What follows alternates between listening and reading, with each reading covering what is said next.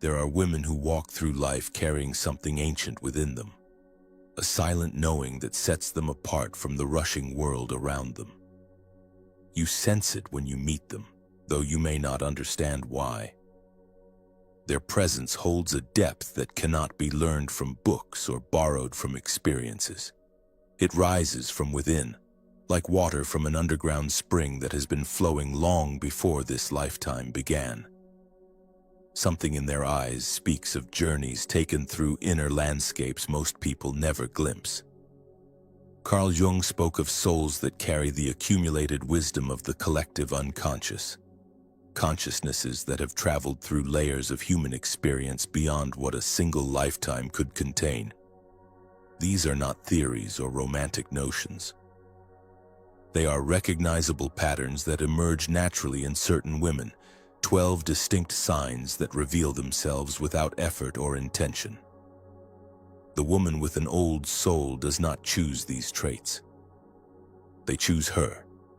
She lives them because she cannot live any other way, as naturally as a river follows the path carved by ancient waters.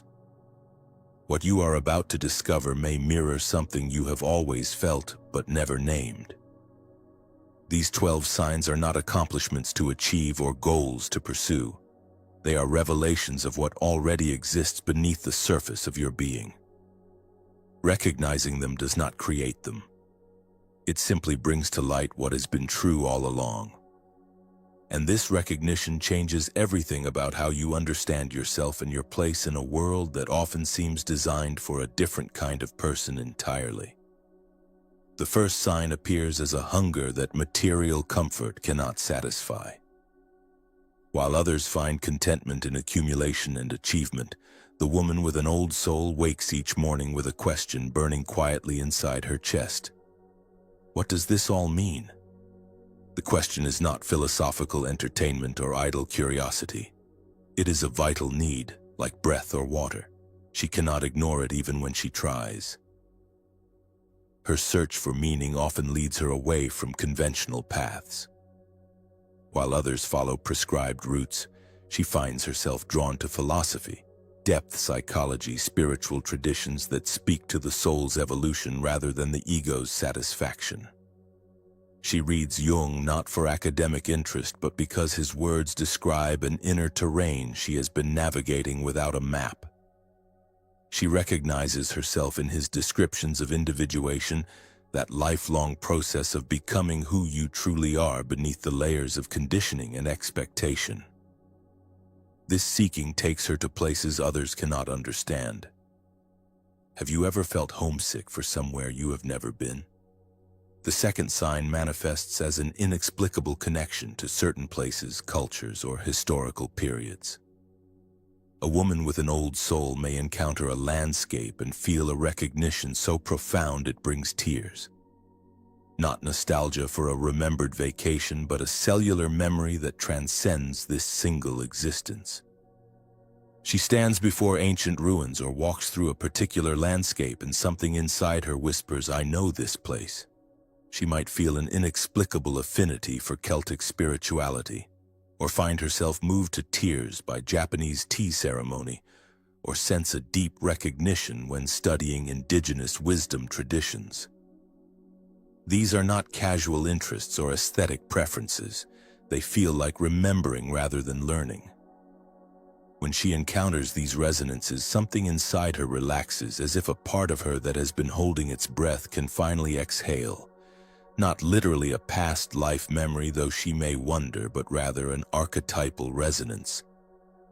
The soul recognizes patterns it has witnessed through the vast memory of humanity itself. The third sign reveals itself in how she relates to suffering.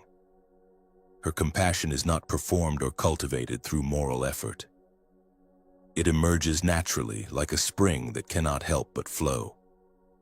The woman with an old soul perceives the unity between all beings not as a spiritual concept, but as a lived reality.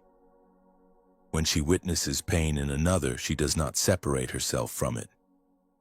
She recognizes it as part of the universal human experience. The boundaries between self and other feel permeable to her in ways that can be both gift and burden. Her desire to help arises without need for recognition or gratitude. She gives because giving is the natural expression of understanding that there is no real separation between self and other. When someone suffers, part of her suffers.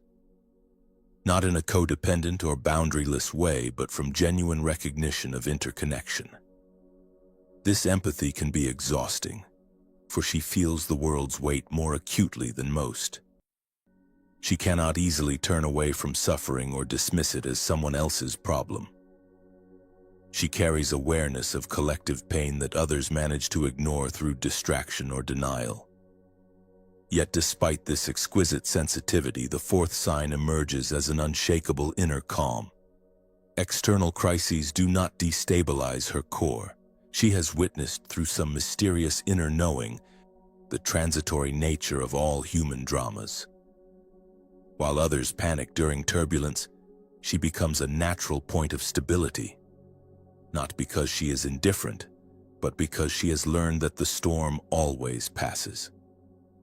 She has developed what Jung called the transcendent function, the ability to hold tension between opposites without collapsing into one side or the other. In moments of collective despair, people instinctively turn to her, sensing her groundedness even if they cannot articulate why. Her presence communicates that it is possible to remain centered when the world tilts. She does not preach or reassure with empty platitudes. Her very being becomes a reminder that there is something in us that cannot be destroyed by circumstances, a core essence that survives every loss and betrayal. This quality makes her a natural counselor, the friend others call in crisis, the colleague who remains clear-headed when everyone else is reactive. This inner stability allows the fifth sign to manifest with particular clarity. She is perpetually ahead of her time, perceiving patterns and cultural shifts before they become obvious to others. Jungian thought explains this as heightened sensitivity to archetypal patterns stirring in the collective unconscious before they crystallize into social movements or widespread awareness. Jung believed that significant cultural changes first emerge as shifts in the collective unconscious, rippling outward into dreams, art, and the intuitions of sensitive individuals before manifesting as obvious social phenomena. Yet this gift often isolates her. When she speaks of changes she perceives, others may dismiss her as impractical, strange, or overly dramatic. They are not ready to see what she sees. Years later, when her observations become mainstream, no one remembers that she spoke of it first. Being a pioneer means carrying the loneliness of vision.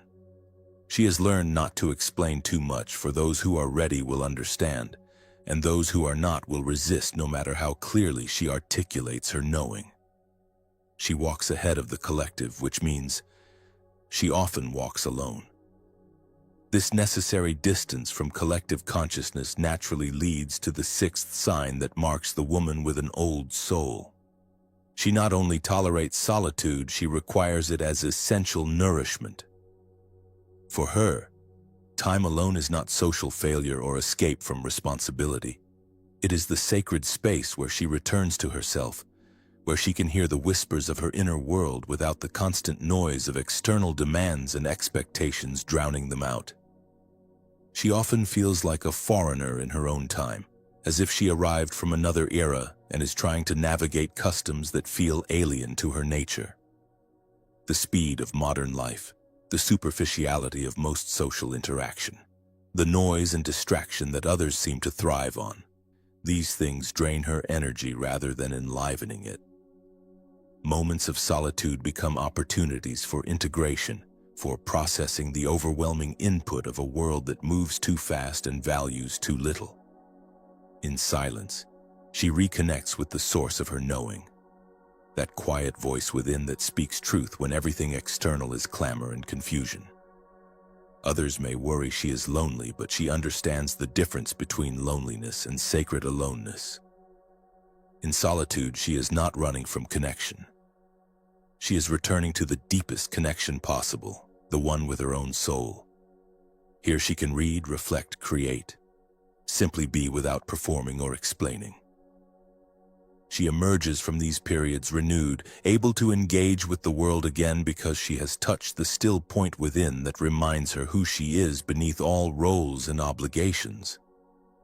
This capacity for productive solitude is one of her greatest strengths, though the world rarely recognizes it as such.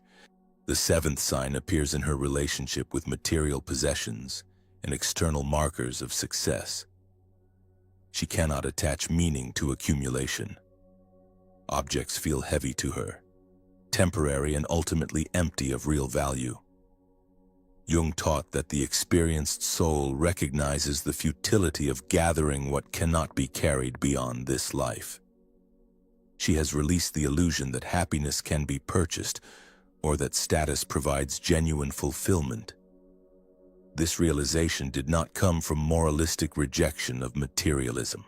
It arose naturally from lived experience, from discovering that each achievement and acquisition she pursued left her feeling the same inside.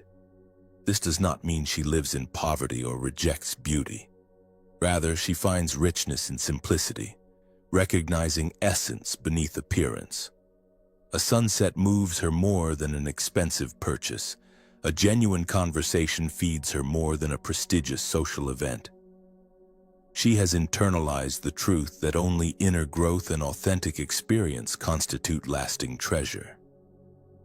Everything else is borrowed scenery in a play that will eventually end, props we use temporarily before returning them when the curtain falls.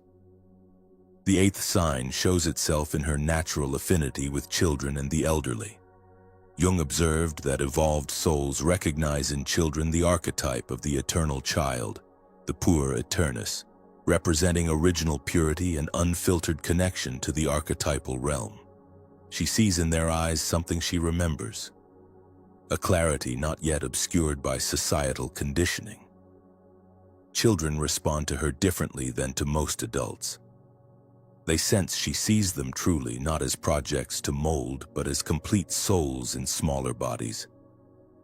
She speaks to children with respect, understanding that age does not determine the depth of a soul. She listens to their observations, their questions, their imaginative constructions of reality, recognizing in these expressions a wisdom that adults have forgotten. Children often share with her what they hide from others, sensing safety in her presence. She creates space for them to be authentically themselves, which is perhaps the greatest gift one soul can give another. This affinity with both ends of the life spectrum reveals a profound truth. Real age is measured not in years, but in depth of soul. She relates to both children and elders because they are closest to the veil, to the truth that middle life often forgets in its busy preoccupation with building and maintaining. Children have recently arrived from mystery, elders are preparing to return to it. She stands in that middle space but remains oriented toward the mystery rather than the mundane, which is why she finds kinship at both ends of the age spectrum. The ninth sign manifests as an organic spiritual hunger that arises from her core. Her interest in transcendent realities does not emerge from crisis or desperation, not from fear of death or need for comfort. It is a natural need of her being, like a plant turning toward light. According to Jung, old souls possess developed intuition that spontaneously perceives subtle dimensions of reality invisible to ordinary awareness. The spiritual realm is not an escape for her, but a recognition of what is fundamentally real, the invisible scaffolding that holds the visible world. Religious dogmas and rigid doctrines feel constrictive to her expanded vision. She respects traditions but cannot confine herself to any single interpretation of truth. She may study many paths, finding wisdom in unexpected places.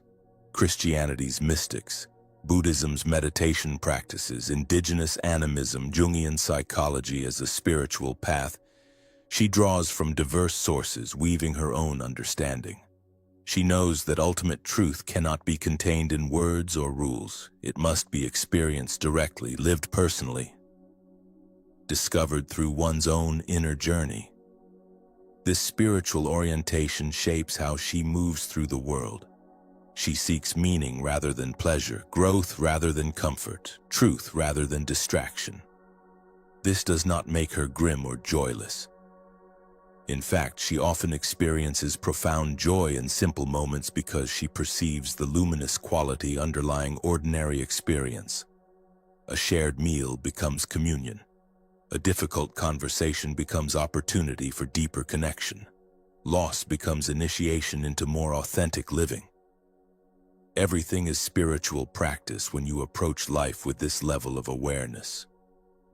The 10th sign is perhaps the most visible to others, revealing itself in a quality that cannot be manufactured or hidden. Her eyes carry something that cannot be faked. There is a depth in her gaze that speaks of long inner journeys, of sorrows metabolized into wisdom, of illusions surrendered and truths embraced. Jung said that eyes reflect not only this life but the wisdom of the self, that deeper center of consciousness that connects to something eternal beyond the ego's small concerns and ambitions.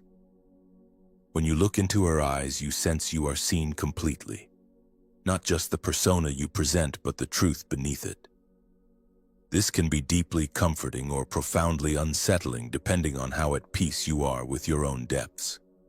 Her gaze does not judge, but it perceives.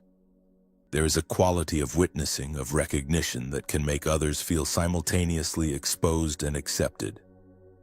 She sees your shadow and your light, your wounds and your potential, and she does not turn away from either. When two old souls meet, there is often a moment of silent recognition that passes between them through eye contact alone. No words are needed. The acknowledgement is instantaneous and profound. They know. In that moment, the isolation each carries eases slightly. Someone else sees what they see, understands what they understand. These meetings are rare and therefore precious. They confirm that she is not alone in her way of being, even though most of her life she walks a path others do not recognize. Her eyes also reveal what she has integrated. Jung spoke extensively about the shadow, those parts of ourselves we reject and repress. The woman with an old soul has done the difficult work of facing her shadow, acknowledging her capacity for darkness, integrating what she found there rather than projecting it outward. This integration shows in her eyes as a paradoxical quality, a gentleness born from knowing her own hardness, a compassion born from acknowledging her own capacity for cruelty. She has met herself completely, and that meeting transformed her gaze. The 11th sign reveals itself in her powerful intuition, a knowing that operates beyond rational analysis. This is not guesswork or wishful thinking. Her intuition functions as a direct line to the collective unconscious, accessing wisdom that bypasses linear thought. Jung explained that intuition is the voice of the psyche speaking through present moment awareness, drawing on knowledge that exists beyond personal experience. It is one of the 4 functions of consciousness in his typology, the one that perceives possibilities and patterns not yet visible to sensing or thinking. She has learned to trust these inner guidances even when they contradict logic or common opinion. Often her intuitive hits prove accurate in ways that surprise even her. She might sense when someone is lying without any concrete evidence, their words sounding right but something in her knowing they are false. She can predict outcomes before they unfold, feeling in her body which direction to move even when she cannot explain why. She knows she should avoid certain situations, decline certain opportunities without understanding the reasons, until later when events reveal the wisdom of her choice. This gift can be isolating because she lives in a culture that worships rational proof and dismisses subtle knowing. When she acts on intuition, others may question her decision-making or suggest she is being irrational. Yet she has learned the hard way that ignoring her intuition always leads to regret. Every time she has overridden that quiet inner knowing to please others or conform to external logic, she has paid a price. She has learned to honor this gift even when she cannot defend it logically, even when doing so makes her seem odd or impractical to others. Her intuition also guides her spiritual and psychological development.